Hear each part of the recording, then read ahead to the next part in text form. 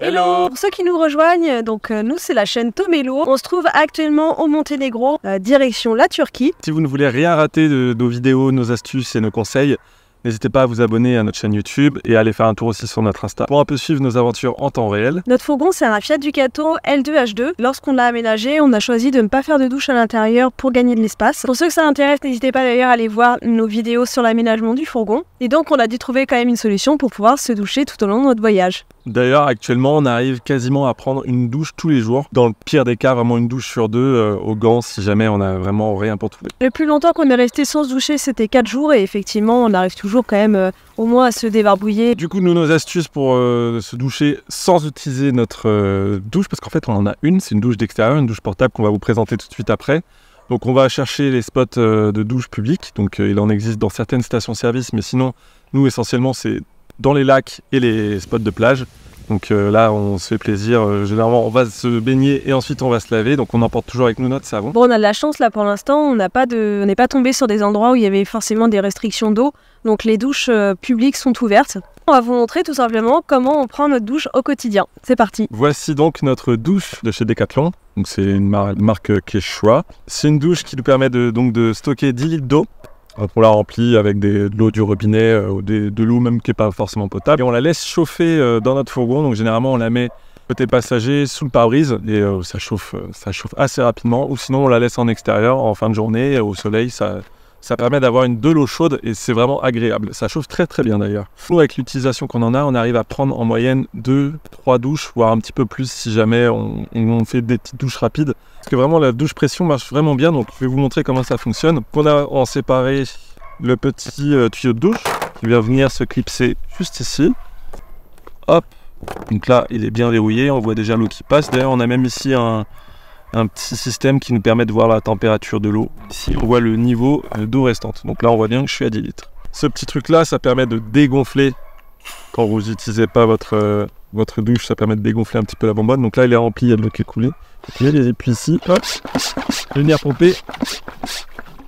Hop, donc là je vais juste vous montrer rapidement que ça fonctionne très bien. Le jet est vraiment agréable, et puis en fonction de la pression il est plus ou moins fort. Et pour remplir donc notre douche, hop, ça passe ici. Donc là, on ouvre. Puis là, on a le système de pompe. Puis on remplit notre douche tout simplement. Donc, vraiment très simple d'utilisation, très pratique. Mais nous, on en est vraiment très satisfait. Je crois qu'on l'a payé une 50aine d'euros, 60 euros si je dis pas de bêtises. On a la petite sangle pour porter. On vous montre un petit peu notre petite installation pour prendre une douche en toute discrétion. Hop. On prend notre douche entre ces deux portes. On n'est pas tout seul ce soir, il va falloir mettre le rideau de douche.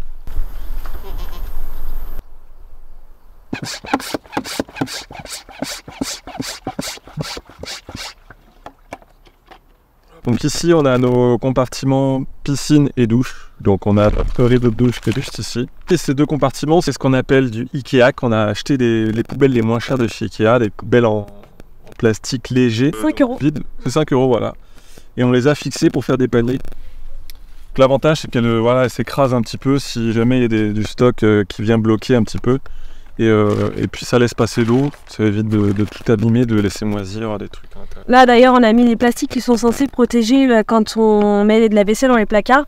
Donc là on a réutilisé vraiment pour éviter que l'humidité vienne pourrir notre porte. On a dû quand même les attacher parce qu'ils avaient tendance à toujours un petit peu s'ouvrir. Et de l'autre côté, avec 2 crochets de porte-manteau, on a notre petit panier à savon bio et 100% naturel.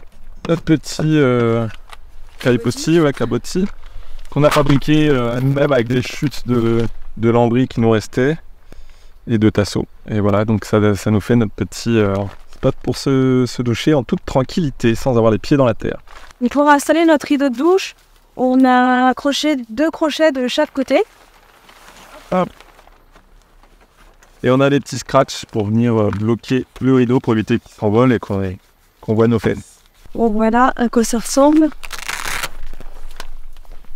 Voilà, on a quand même pas mal d'espace. Bon, là je suis en maillot de bain, normalement je prends une vraie douche comme à la maison. Donc là on a à peu près quoi, 2 mètres carrés pour Pour une bonne douche, c'est vraiment confortable. On a de l'eau chaude, l'eau tiède. Ah ouais, non, c'est pas chaud, mais c'est agréable. Donc là, je vais pouvoir prendre ma douche tranquillement. Vraiment, je me fais plaisir. Je suis même pas en mode restriction. Alors, je fais pas non plus des douches de 10 minutes. Ça va être des douches assez rapides. Voilà, juste histoire de se mouiller. Bon, en vrai, on a même la place pour être deux si on veut. Ouais. Hop, du coup, on a les paniers à serviettes juste à côté. Bien au sec. Et je peux même poser mes affaires propres sur le lit. Parce qu'on a nos tiroirs, on a nos placards qui sont juste ici. Donc, il suffit de les préparer. Et après, on est tranquille pour se changer là à l'extérieur.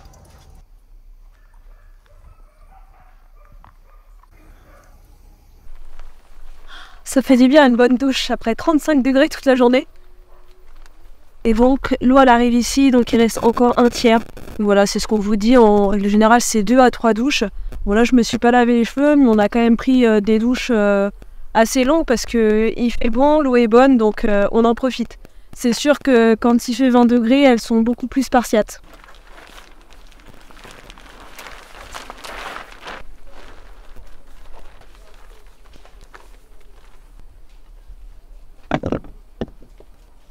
Et voilà, en vraiment 1 minute top chrono, notre douche est installée et désinstallée. Donc ça aussi, c'est très très pratique.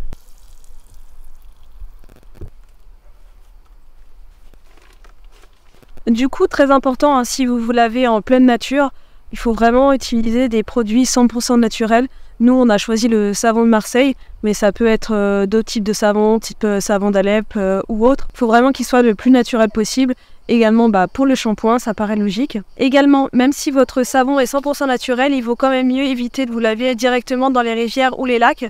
Parce que dans les savons, vous avez des substances qui ne se dégradent pas bien dans l'eau et qui se dégradent mieux dans la terre. Voilà, donc il vaut mieux éviter vraiment de se laver dans l'eau ou vraiment à proximité. Je crois qu'il faut quand même qu'il y ait une 50aine de mètres d'un point d'eau pour pouvoir prendre sa douche dans la nature directement. Donc les points forts de cette douche, ça va être le côté écologique. On va consommer moins d'eau avec une petite douche comme ça qu'avec une douche classique à la maison, dans un camping, peu importe.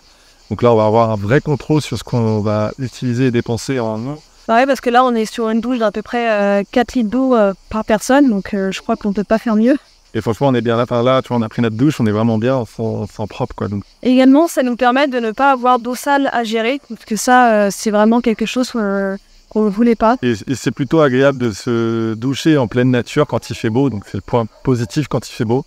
Et donc un point négatif quand malheureusement il pleut ou il fait trop froid pour être dehors à se doucher, quoi. Donc là, c'est le point positif quand il fait beau et chaud, et sinon, malheureusement, on doit faire autrement. Pour nous, c'est le seul point négatif, c'est effectivement que il fait vraiment très froid, ça va être compliqué de prendre sa douche dehors.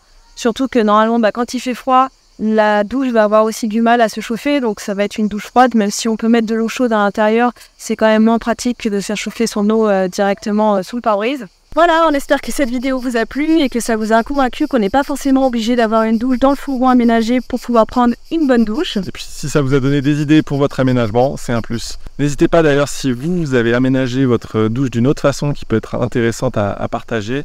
Voilà, on vous dit à bientôt. Ciao.